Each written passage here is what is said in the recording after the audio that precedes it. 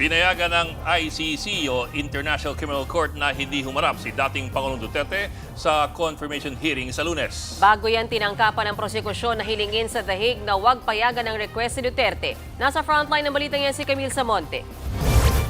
Magpapatuloy ang confirmation of charges hearing ni dating Pangulong Rodrigo Duterte sa Lunes kahit hindi siya dumalo. Ipinunto ng ICC na batay sa Rome Statute ng Rules of Proceedings and Evidence, pinapayagan ng pretrial chamber na isagawa ang pagdinig kahit na wala ang suspect sa kaso kung maghain siya ng kanyang waiver.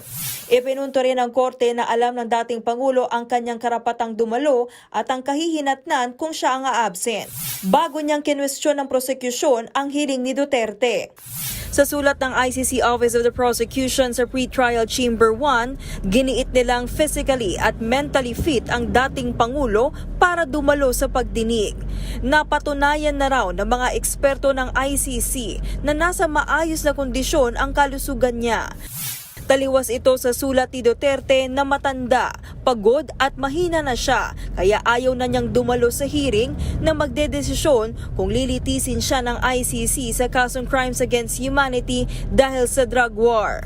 Ayon sa prosecution, bigo si Duterte na makapagbigay ng dahilan para umabsent sa pagdinig. Ang pagtanggi raw ni Duterte na kilalaning lehitimo ang proseso ng ICC ay hindi rason para hindi siya magpakita. Kaya hiling ng prosecution sa Pretrial Chamber 1, ibasura ang request ng dating Pangulo na umabsent.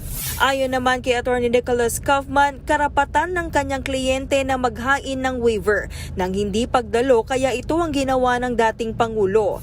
Sa confirmation hearing, kasado na ang watch party ng human rights groups kasama ang ilang pamilya ng biktima ng drug war.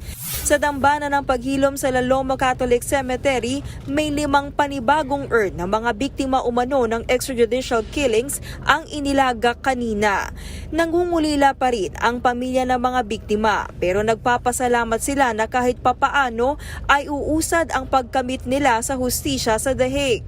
Hindi kami tatahimik. Ngayon na naihimlay, mas makakasigaw at mas makakatindig para sa paghilom nila. Paghilom ang pinag-usapan, ito ay may kasamang katarungan. 3 oras ang ilalaan kada araw sa mangyayaring confirmation hearing simula February 23 hanggang 27. Ang Malacanang hindi na raw kailangang i-monitor pa ang pagdinig.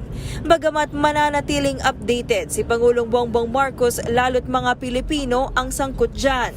Hindi po kailangan mag-monitor ng Pangulo. Ang sabi nga po natin, ang minomonitor po ng Pangulo ay yung interest po ng ating bansa.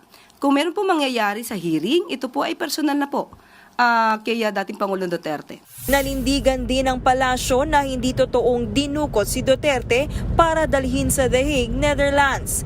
Naglapag pa ng mga resibo si Jose Claire Castro. Ito nga po ay aking nakita sa isang news kung saan Philippines Duterte says he will accept arrest if ICC issues warrant. Ito ay may date na March 10, 2025 at itong salaysay na ito ay nakuha pa nung siya ay nasa Hong Kong. So, papaano nilang masasabing may kidnapping kung mismo ang dating Pangulong Duterte ay handang magpaaresto kapag ang warrant of arrest ng ICC ay nandyan na? Nagbabalita mula sa Frontline, Camille Samonte, News 5. Mga kapatid, Ed Lingaw po, maging maalam at may pakialam sa mga napapanahong balita sa ating bansa. Para sa mas malilimang pagtalakay at paghimay sa mga issue at headlines, mag-follow at mag-subscribe sa social media pages ng News 5.